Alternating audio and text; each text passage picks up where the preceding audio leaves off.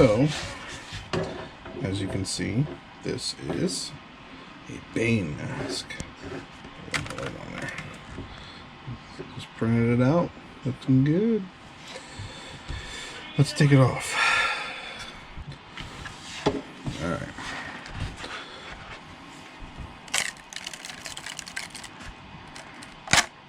Here we go. This is a tree support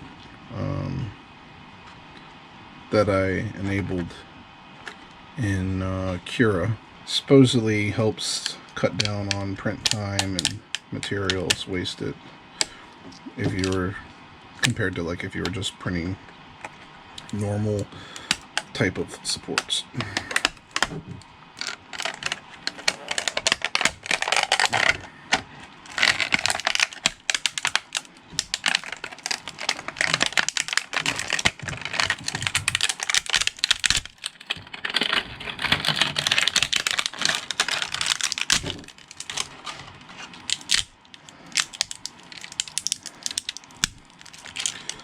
Quite a few supports. There's some more in there. There's a whole bunch more in here.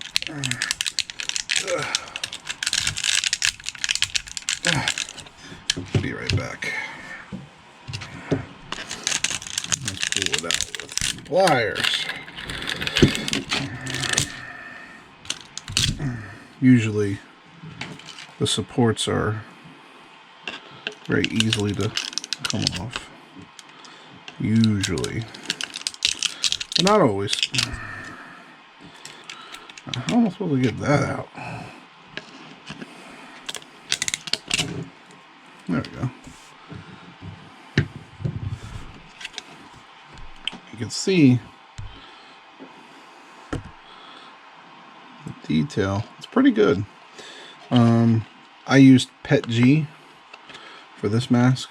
I love the glossy sheen that it has. It actually turned out pretty okay. Pretty good. So I just have to print. There's a insert, like a plastic square that goes in here.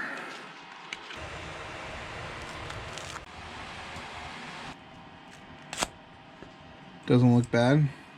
Just a little bit of stringing, but nothing too crazy. We're going to go ahead and just pull out the pieces that we can. And when it's like a little bit of stuff here, I usually just try to scrape it by hand. You don't have to really get too involved. It's up to you, really. Personally, I just get what I can. And I mean, since this thing is not really going to be a showpiece or anything, it'd be good enough. All right, but overall, the PETG did pretty well with this piece. Couple zits and imperfections, but overall PETG is resistant to water, unlike PLA, which will over time deteriorate with moisture. So this is good because if you're wearing the mask, you're going to be breathing and getting water vapor and saliva and other liquids, let's just say, on this part as well as the inside part of here.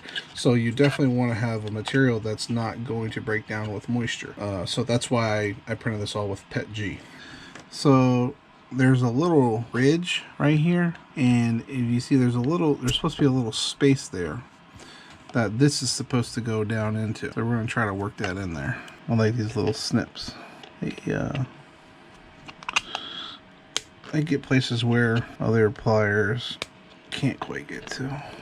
I'll try my best to cut it good enough.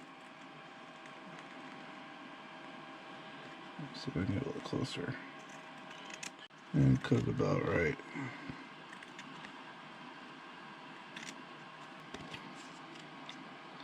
There we go. And I got a little bit extra here. So now it's done. So now all I need to do is just get some straps, tie them in on each end. So I'm going to have the strap go around the top loops and then one for the bottom loop.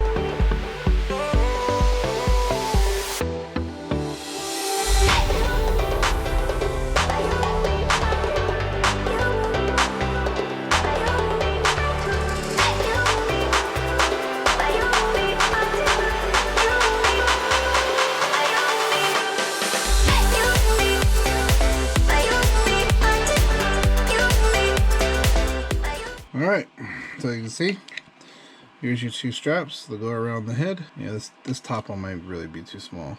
I don't know.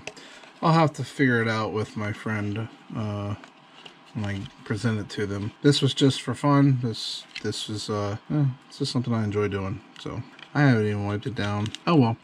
So here you go. Here's the finished product. It looks good to me. If you have any questions, you can leave a comment below, and I'll answer as quickly as I can. I plan on making more of these type of videos where I 3D print something and then basically put it together and show the finished product. I'll have more videos to come. Thanks for watching.